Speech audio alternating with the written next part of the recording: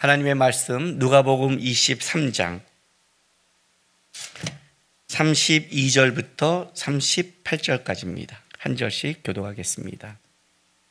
또 다른 두 행악자도 사형을 받게 되어 예수와 함께 끌려가니라. 해골이라 하는 곳에 이르러 거기서 예수를 십자가에 못 박고 두 행악자도 그렇게 하니 하나는 우편에 하나는 좌편에 있더라. 이에 예수께서 이르시되 아버지 저들을 사하여 주옵소서. 자기들이 하는 것을 알지 못함이니이다 하시더라. 그들이 그의 옷을 나눠 제비 뽑을세. 백성은 서서 구경하는데 관리들은 비웃어 이르되 저가 남을 구원하였으니 만일 하나님이 택하신 자 그리스도면 자신도 구원할지어다 하고 군인들도 희롱하면서 나와 신포도주를 주며 이르되 내가 만일 유대인의 왕이면 내가 너를 구원하라 하더라. 그의 위에는 유대인의 왕이라 쓴 패가 있더라. 아멘. 예수님께서 가시는 그 십자가 길을 따라서 지난주에 마태복음의 설교를 했습니다. 그러나 지난주에는 그 마태복음의 설교 내용과 오늘 이 누가복음에 있는 설교에는 동일한 내용입니다. 실제로는. 그런데 뭐가 좀 다르냐면 마태복음에서는 예수님께서 십자가에 달려 조롱받는 이쪽의 부분을 굉장히 강조했다면 오늘 누가복음에는 예수님께서 십자가에 달려서 한 우리 7마리 가상칠언이라군요. 십자가상에서 한 7말을 이제 기록했는데 그 첫 번째가 누가복음에는 여기에 기록되어 있습니다.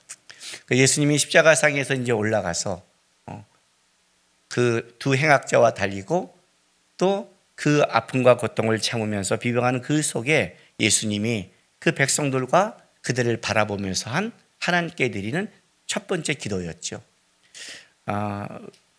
이것이 섞여 있으면 우리가 예수님의 이 말씀하는 거에 대해서 집중하기 힘들기에 제가 마태복음의 지난주에는 십자가상에서 예수님이 달릴 때 그 어떤 십자가의 길이 무엇인가를 얘기했다면 그 속에서 예수님이 그들을 바라보면서 드리는 오늘 이제 7마디. 얼마나 힘들게 말했겠어요. 올라갈 때 힘도 없어서 진짜 그를 시몬이 지게 하셨고 아마 십자가상이 가장 그 잔인한 고통이라고 그러잖아요.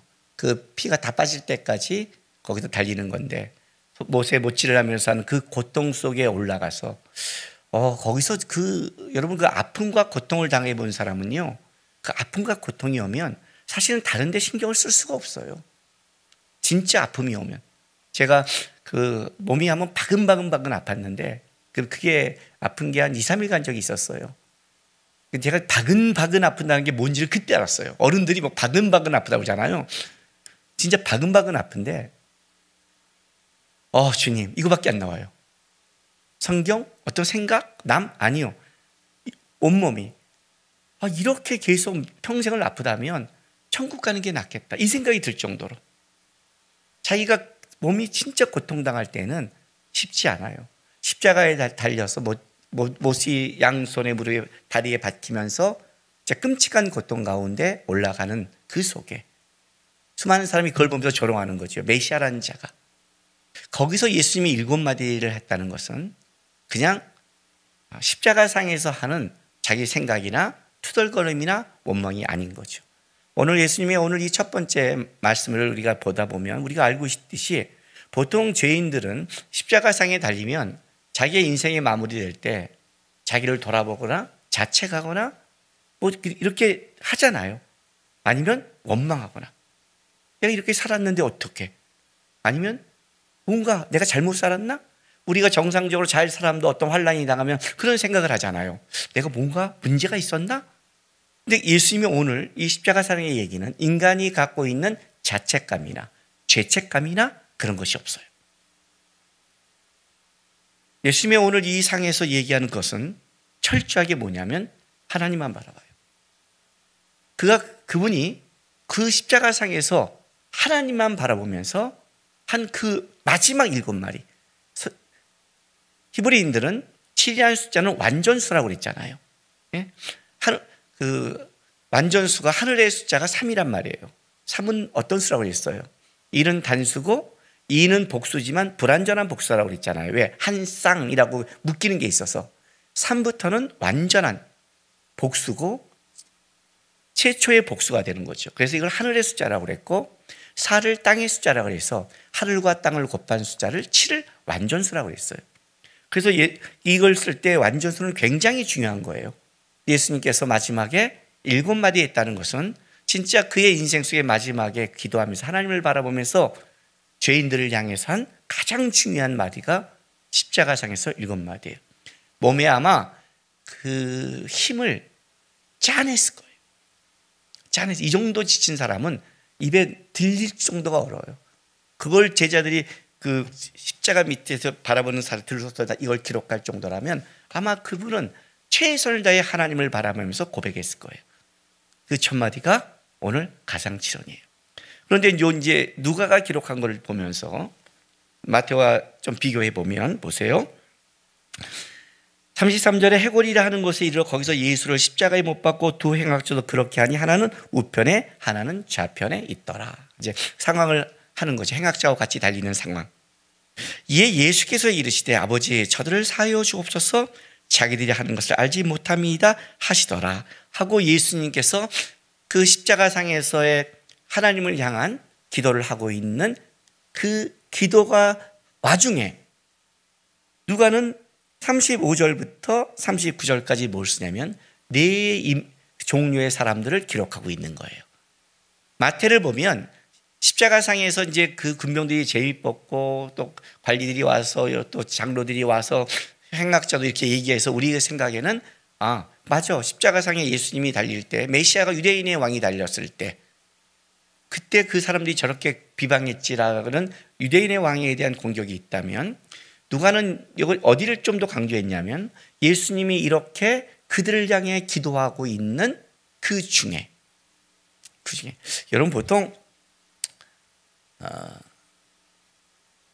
우리가 상식적으로 생각할 때 저 사람이 행악자야 하는데 행악자라고 한 것에 대한 실체는 없었어요. 그리고 그 겉모습은 어쨌든 많은 병자를 고쳤고 많은 사람에게 좋은 얘기를 많이 하셨잖아요. 그러니 소문이 많았잖아요. 예수님은요. 그런 분이 저기서 달렸는데 완전히 뭐예요? 힘도 없고 마른 저런 사람이 있어요. 그러면 상식적으로 생각하면 보통 사람들은 어떻게 볼까요? 진짜 저 사람이 로마를 정복하려고 그랬을까? 여러분 그때 로마는요 어떻게 말해야 될까요? 동남아의 어떤 나라가 지금 미국을 정복하겠다는 것보다 더 어려운 거예요. 이건 진짜 어려운 거예요. 말이 안 되는 거예요. 그때 로마는 그냥 로마가 아니잖아. 전 세계의 지배자거든요. 일종의. 진짜 저런 자가? 우리가 생각할 수 있거든요. 근데 그 사람의 칭의는 뭐예요? 어부예요. 좀 이상하지 않아요? 뭔가 이렇게 강해야지. 칭의 대자가 좀 말이 안 되지 않아요? 그것만 봐도 좀 생각하고. 근데 올라갔는데 막 원망도 안 해. 막 그러지도 않아. 그의 말을 보면 저들이 하는 죄를 모릅니다. 그 무슨 말인지 모르겠지만 보통 저렇게 보면 어떻게 생각하냐면 모함을 당했거나 안 됐다거나 뭐 그런 식의 반응이 상식적인 반응이잖아요.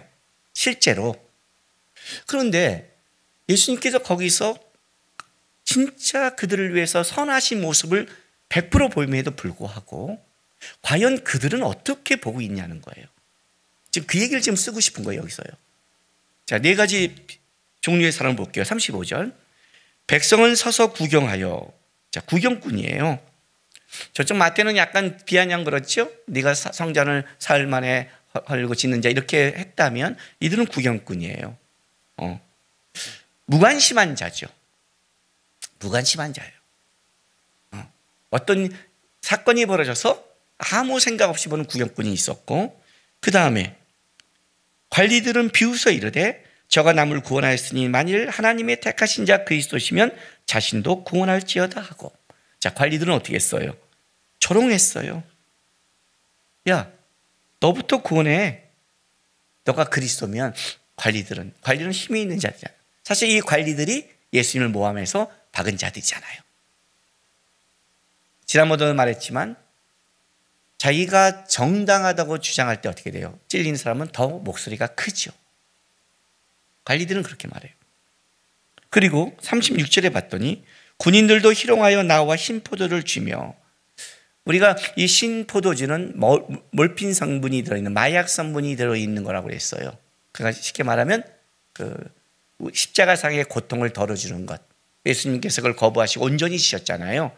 근데 마태복음에 보면 군인들이 이렇게 주면 그래도 군인들이 이렇게 고통을 덜어주면 착한 사람이 아니야 라고 착각할 것 같지만, 사실은 사형수에게는 그 주는 게 그들이 마땅해야 될 일이었어요. 그러니까 그들은 일을 할 뿐이에요. 그런데 오늘 본문에 봤더니 그냥 하지 않았죠. 희롱했죠. 그러니까 그들도 일은 했지만 예수님을 위해서 한 건 아니라고 성경은 기록해요. 희롱했어요. 만일 유대인의 왕이면 너가 너를 구원하다, 이렇게 또 그 이외에 유대인의 왕의 펜스가 있더라. 오늘 본문은 여기까지 읽었지만 우리가 알다시피 39절에 달린 행악지 중 하나가 비방하여 이르되 너가 그리스도가 아니냐? 너와 우리를 구원하라. 참 사람들이요 되게 자기 중심적인 게 뭐냐면, 다른 사람들은 뭐라 그러냐면, 야 네가 유대인이면 너나 구원해봐, 너나 구원해야 하는데 행악자는 지도 달렸잖아요. 그러니까 예수님이 자기만 진짜로 유대인에게 자기만 구원하면 안 되잖아요. 그 뭐라 그래요? 너와 우리를 구원하래요. 사람은 다 자기의 관심이 있잖아요. 하고 비방했어요. 네 가지 이 인물들이 십자가에서 예수님이 하는 거에 대해서 비방한 거예요. 자, 누가 여기서 기록하고 싶은 게 무엇일까요? 예수님의 가상치는 첫 번째 말씀 다시 보겠습니다. 34절. 이에 예수께서 이르시되 아버지 저들을 사하여 주옵소서, 자기들이 하는 것을 알지 못함이니이다. 예수님의 하나님을 향한 첫 번째 기도입니다. 하나님, 저들의 죄를 사하십시오. 자기들이 하는 것을 알지 못합니다. 예수님은 지금 이 사건을 어떻게 보고 있냐면, 여러분 우리가 지금 이렇게 생각하면 안 되는 거예요. 어떤 거냐면, 세상 사람들이 갖고 있는 권력이 이렇지 뭐. 세상에 정의가 어디 있어?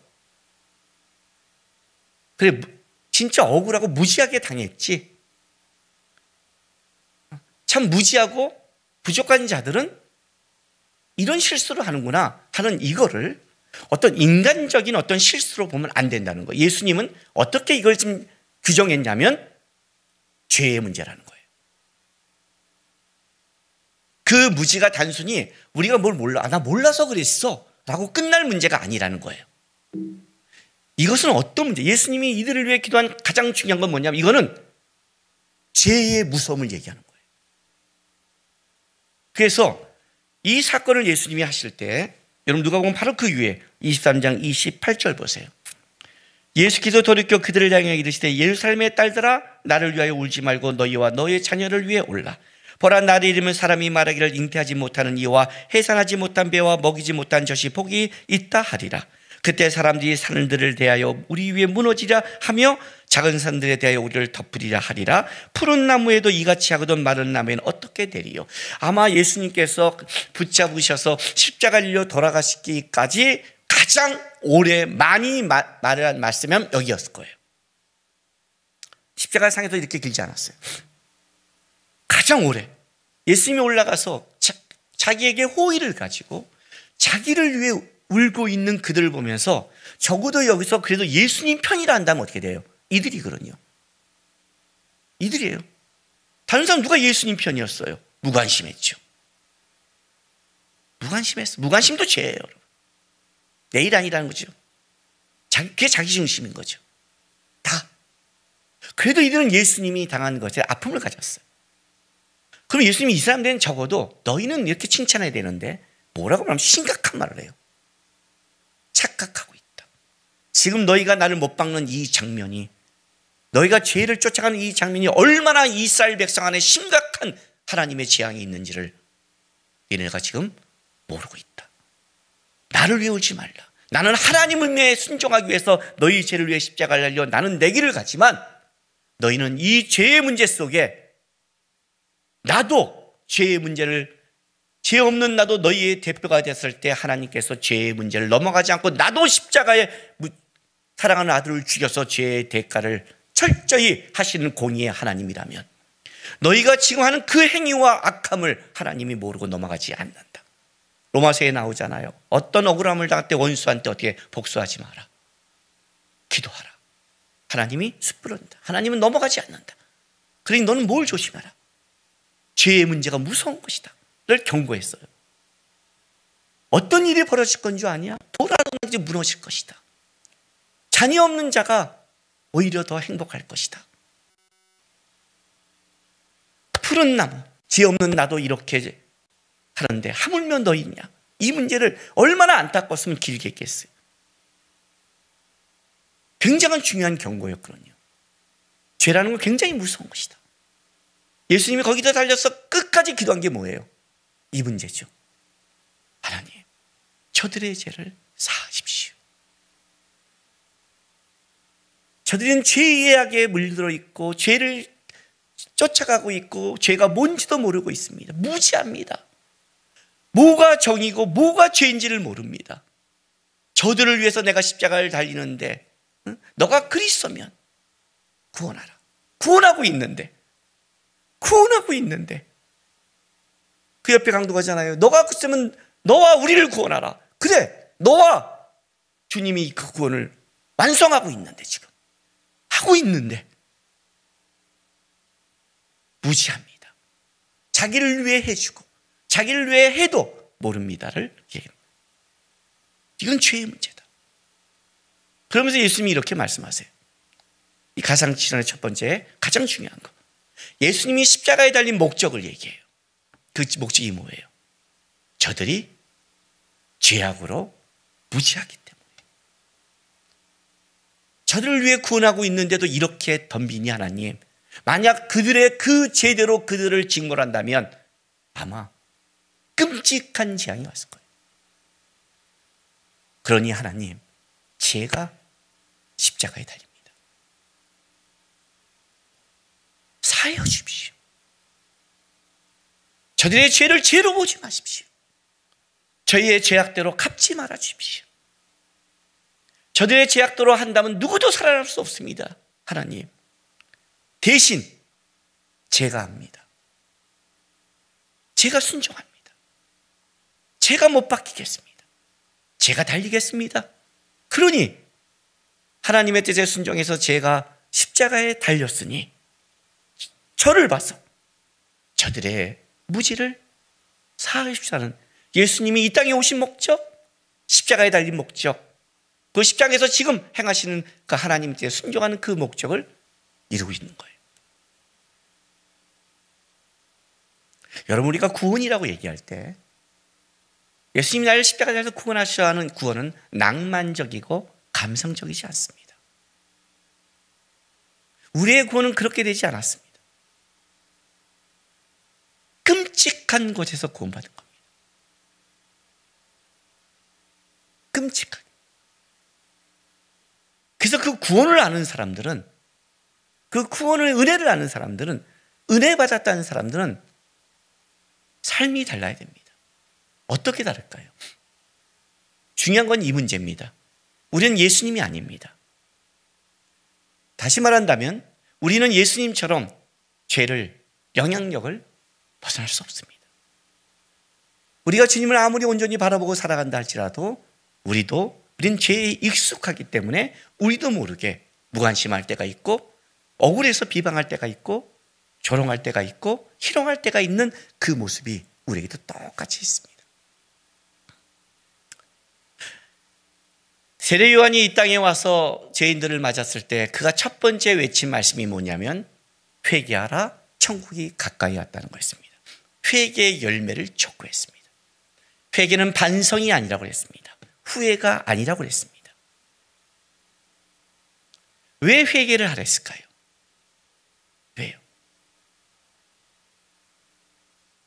조롱하기 위해서? 모독하기 위해서? 왜 꼭 회개해야만이 될까요? 교회의 가장 중요한 것 중에 하나가, 교회는 회개한 자만 받습니다. 여러분, 교회는 모든 죄인을 받지 않습니다. 모든 죄인이 교회를 오게 하지만 하나님의 나라는, 하나님의 백성은 회개에 합당한 열매를 맺어야 됩니다. 그 회개에 합당한 열매는 우리는 뭘로 맺냐면 세례를 받는 겁니다. 세례란 이런 뜻입니다. 나는 죄인입니다. 나는 십자가의 은혜를 입었습니다. 나는 무지한 자입니다. 나는 주의 은혜가 아니면 무관심한 자요, 희롱하는 자요, 조롱하는 자요, 비방하는 자입니다. 그런데 하나님이 알게 해주셨습니다. 내가 죄인인 것을, 내가 은혜 받은 것을. 그래서 이제 나는 그렇게 살지 않습니다. 나는 예수를 보고 삽니다. 방향성을 180도 돌이키다. 그걸 회개라고 합니다.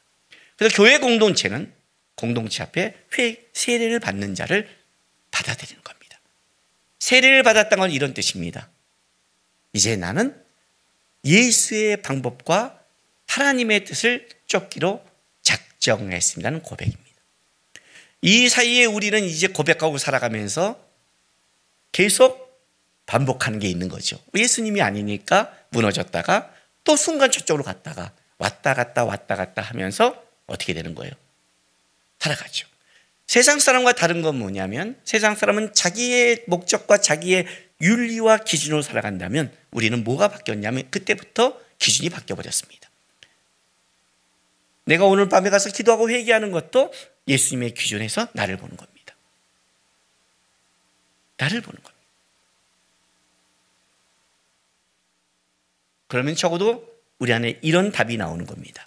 어떤 답? 뭐가 죄고 뭐가 진리인지 모르지만 한 가지 분명한 건 하나님 내 기준으로 살지 않겠습니다 하는 게 나와요.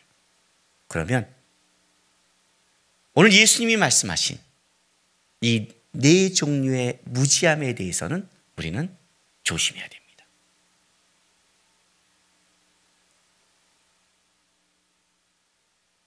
교회는 그리스도의 몸입니다. 구경꾼이 돼서는 안 됩니다. 구경꾼은 안 됩니다. 남의 일이 아닙니다.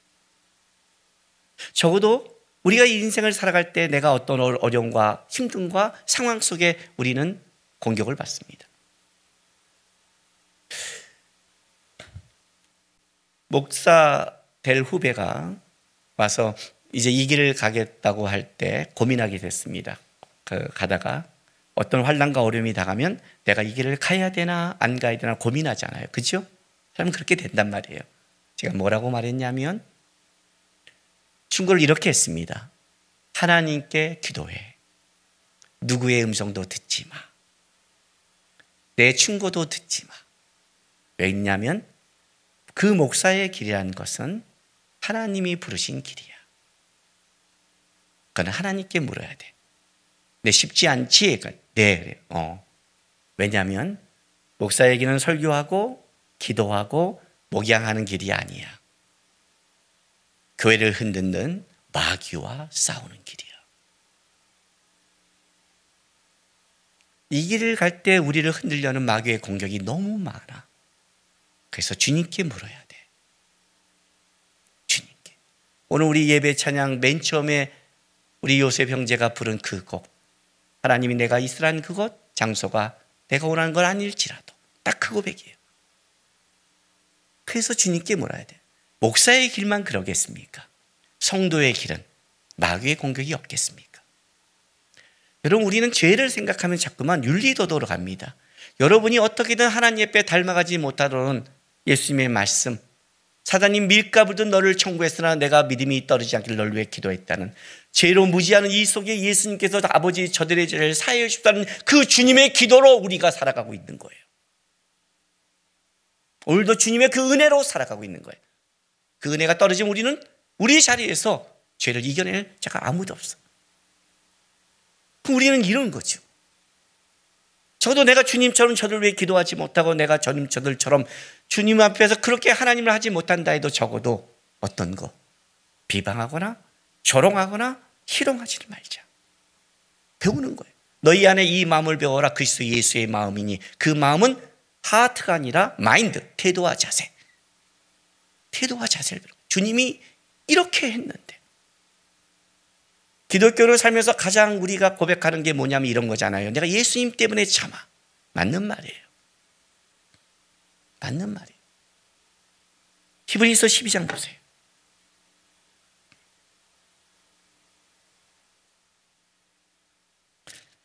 히브리서 12장 2절 3절 읽어드릴게요.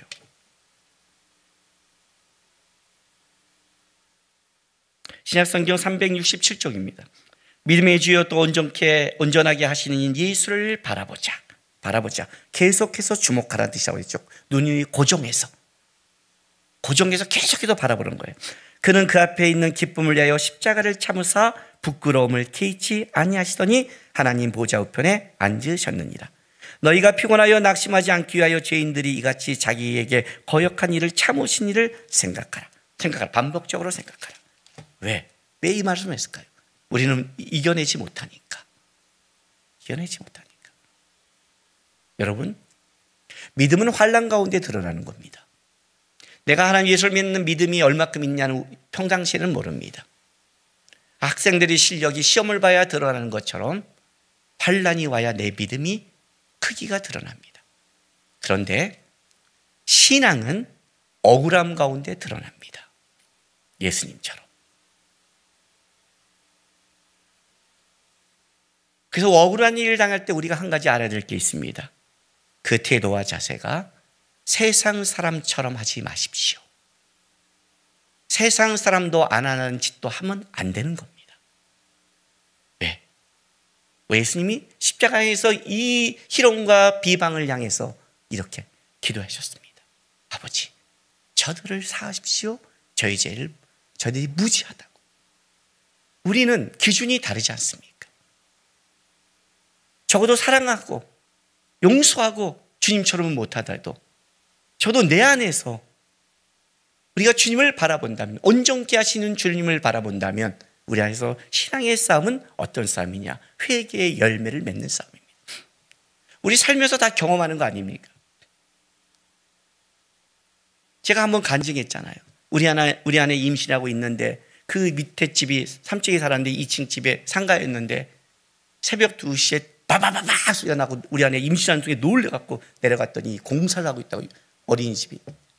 그래서 뭐라고 했더니 알았다고 우리 아버님과 내려가서 얘기했더니 30분만 하고 하겠다. 그래서 창고 올라왔는데 1시간인데도 안 하길래 또 내려갔더니 저쪽 아저씨가 되게, 그땐 저만 내려갔더니 되게 말하고, 응? 되게 지랄하고 있네 시장, 이렇게 욕하길래 그걸 듣길래 내가 거기서 순간 뭔 소리 하신 거예요?